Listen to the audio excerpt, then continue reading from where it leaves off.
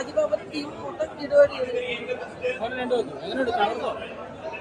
പടം as expected കിടുക്കി. Last ആകുമ്പോൾ ഇതിൽ ടൈം ട്രാവൽ കൺസെപ്റ്റിലേക്ക് പോകുമെങ്കിലും ഒരു സെക്കൻഡ് പാർട്ടിന് വേണ്ടിയിട്ട് നമ്മൾ കാത്തിരിക്കുന്ന രീതിയിൽ അവസാനിപ്പിച്ചിരിക്കും. പടം കിടുവാണ്. ഷാജിയേട്ടനെ അടിച്ചു നോക്കിയോ തിയേറ്ററിൽ? അലക്കി. ഷാജി ബാബുന്റെ ടീം മൊത്തം വിലക്കി എന്ന് പറയും. സൂപ്പർ. ഓരോ സീനിലും നമ്മളിങ്ങനെ അടുത്തെന്താണെന്ന് വെയിറ്റ് ചെയ്ത് ഭയങ്കര എക്സൈറ്റഡ് ചിരിച്ചു പറഞ്ഞ് കണ്ടപ്പോഴാണ്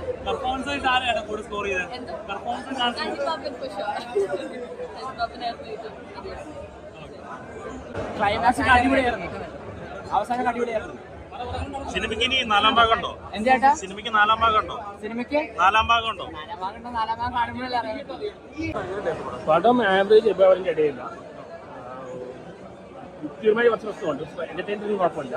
പ്രൊഡ്യൂസർ എന്തായാലും മുതലാക്കി കാശ് കിട്ടും. ഫസ്റ്റിനെ കണ്ട ആട് വണ്ണേക്കാട്ടുള്ളതാണ്. ആ ടൂണ്ട് അത്ര പറ്റില്ല.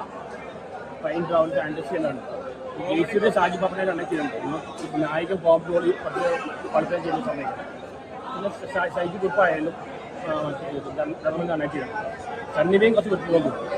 പടം മൊത്തത്തിൽ ഫസ്റ്റ് ഹാഫ് സെക്കൻഡ് ഹാഫ് പറഞ്ഞ പടം മൊത്തത്തിൽ ആവറേജ് ആണ്. കണ്ടിരിക്കുക. പ്രൊഡ്യൂസർ മുതലാക്കി കാശ് കിട്ടും. ഫാമിലിയായിട്ടൊന്നും ചെയ്യാൻ പറ്റുന്നത് ചേച്ചിന്റെ അടുത്ത പാർട്ടിയോട് ഉണ്ടെന്ന് പറയുന്നുണ്ട്. അപ്പൊ അത് എന്ത് ചെയ്യുന്നതൊക്കെ എങ്ങനെയുണ്ട്? ആ ഒരു സസ്പെൻസിലാണോ നിൽക്കുന്നത്? അതെ നമുക്ക് ശരിക്കും നെക്സ്റ്റ് പാർട്ടി വെയിറ്റിംഗ് ആയിട്ട് തോന്നുന്നു. ലാസ്റ്റ് ക്ലൈമാക്സ് കാണുമ്പോൾ ആരോ കഴിഞ്ഞു തോന്നുന്നു. എന്തായാലും നെക്സ്റ്റ് പാർട്ടിയായിട്ട് വെയിറ്റ് ചെയ്യണം. എങ്ങനെയുണ്ടായിരുന്നു? ആടുത്തിരി കണ്ടിട്ട് എങ്ങനെയുണ്ട്? ഇഷ്ടപ്പെട്ടോ? ഏറ്റവും ഇഷ്ടപ്പെട്ട ആരുടെ അഭിനയ? ഷാജി പാപ്പൻ. ഡൂഡ് എങ്ങനെയുണ്ടായിരുന്നു? ഡൂഡ് പിന്നെ കോമഡി ഒക്കെ വർക്കായോ? കോമഡി ചിരിയെ വന്നോ? എങ്ങനെയുണ്ട്? ലെവലിലേക്ക് കൊണ്ടുപോയത് വേണമെന്ന് പറയാം. Artist everyone were introduce too well. ഭയങ്കര വേറൊരു കാലഘട്ടത്തിൽ ഇപ്പോഴത്തേക്ക് വരുന്ന സമയത്ത് characterisation is very important and it has done an amazing job.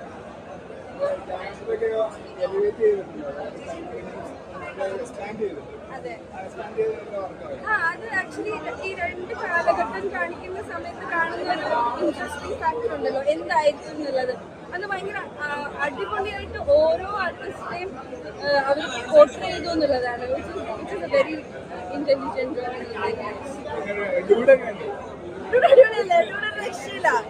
വിനായകന്റെ അടിപൊളിയുണ്ട്. എല്ലാവരും വിജയ് ചേട്ടനാണെങ്കിലും വിനായകൻ ചേട്ടനാണെന്നുണ്ടെങ്കിലും ശൈലു ചേട്ടനാണെന്നുണ്ടെങ്കിലും ഇന്ദ്രൻ ചേട്ടനാണെന്നുണ്ടെങ്കിലും മൈ ഗോഡ് ഈസ് അമേസിംഗ്. ഒന്നും പറയാനില്ല. എന്തോരം ചേഞ്ച് ഓവേഴ്സ് അവർ കൊണ്ടുവന്നിട്ടുള്ളത് എല്ലാവരുടെയും. ഒന്നിനും സുന്ദർ ചേച്ചി എവരി വൺ ഈസ് ഗുഡ്.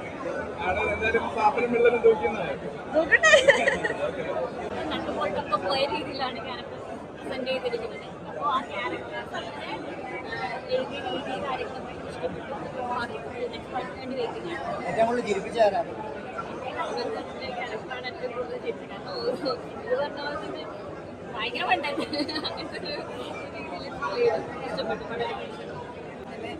ചേട്ടൻ്റെയൊക്കെ കുറേ അങ്ങനെയൊക്കെ നമ്മുടെ പ്രേക്ഷകർ അവരുടെ ആ ഒരു തമാശയാണ്. രണ്ട് ടൈം ലൈൻ രണ്ട് കാലഘട്ടത്തിനപ്പുറം ഇവരുടെയൊക്കെ ഒരു കോമഡി കാണാൻ വേണ്ടിയിട്ടാണ് കൂടുതൽ ആൾക്കാർ.